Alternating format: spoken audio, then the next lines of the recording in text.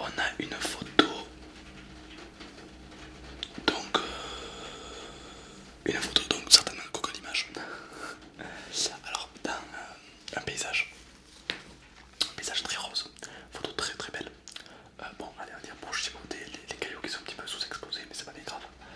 Des couleurs magnifiques, d'accord, bien respectées. Du coucher de soleil, une balance des blancs très intéressante.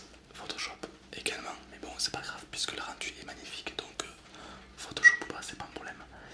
Voilà, donc là, c'est une photo, voilà, on dirait d'un professionnel. Ouais, donc on voit bien les deux tiers de mer, un tiers de ciel qui a été respecté. On voit bien les cailloux en premier plan, d'accord, qui vont nous donner une échelle de grandeur à l'image, correctement exposée également. Les montagnes font sous-exposer, mais c'est pas très grave puisque c'est pas le sujet principal de la photo. Donc voilà, une photo qui fonctionne très bien. Ah, une photo un peu plus intéressante. Des tuiles, des tuiles. Donc on a une tuile cassée en premier plan avec une belle profondeur de champ qui nous donne donc un flou. Alors c'est une photo qui marche très bien. Pourquoi? Alors déjà parce que la tuile avec la mousse est intéressant. Ensuite c'est sur un point fort, donc en bas à gauche. Donc c'est sur un point fort de l'image, donc ça donne de la puissance. Et surtout c'est pas fini. La chenot, donc la rambambelle de tuile traverse l'image de gauche à droite. On peut voir une ligne qui traverse en diagonale l'image qui donne un aspect dynamique à la photo. Donc cette photo elle fonctionne très bien. Belle photo, bravo à toi. Alors là on a encore une photo de mer. Alors déjà la mer est un peu penchée, mais voilà, c'est pas grave puisqu'on a donc je sais même pas comment ça s'appelle, bon, deux trucs qui traversent. Bon ok, ça fonctionne.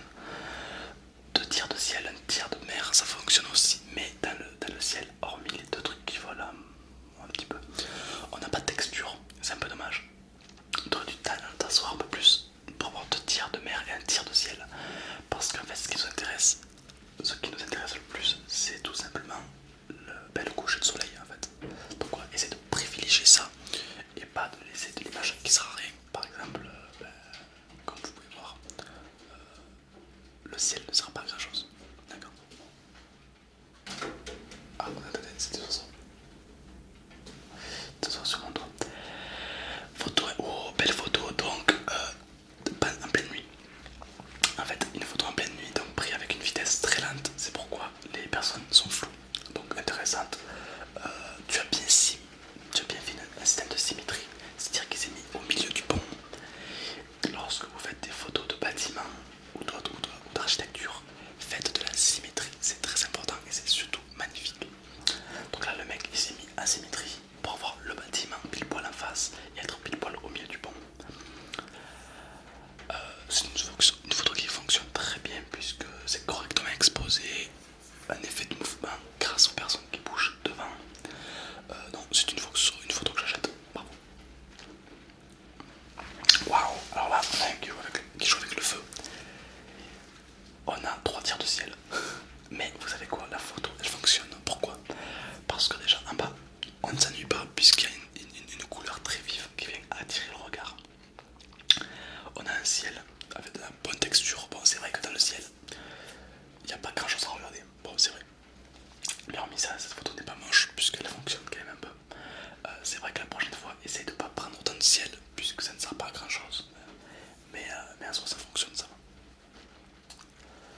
Une photo de mer. Alors là, un coucher de soleil que j'adore. Cette photo elle est magnifique. Elle est magnifique. Un tiers de mer, deux tiers de ciel. C'est correctement exposé.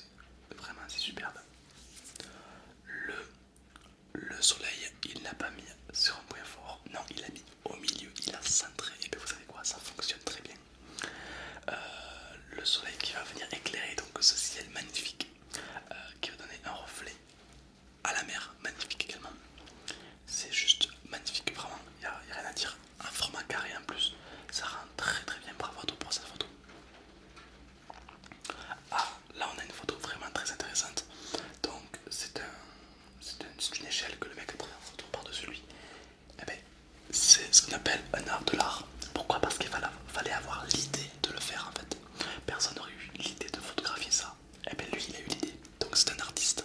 Donc là, cette photo, on voit bien elle marche très bien. Pourquoi? Parce que déjà le rond est centré de l'image. Déjà ça donne de la puissance à l'image. Deux, on a la ligne de l'échelle qui vont donner un aspect dynamique à l'image. Et surtout les cercles qui se rapprochent petit à petit, qui vont donc donner de l'importance à l'image. Et ça, c'est magnifique avec un ciel derrière qui a de la texture, qui n'est pas tout gris. C'est juste magnifique. Comme quoi, même dans un endroit qui n'a pas l'air très joli, eh ben lui il est arrivé à faire des photos artistiques. Bravo à toi. Vraiment, rien à dire. Photo, alors une photo en couleur mais un peu désaturée. Alors avec un bateau qui passe de tir de mer en tir de ciel, très bien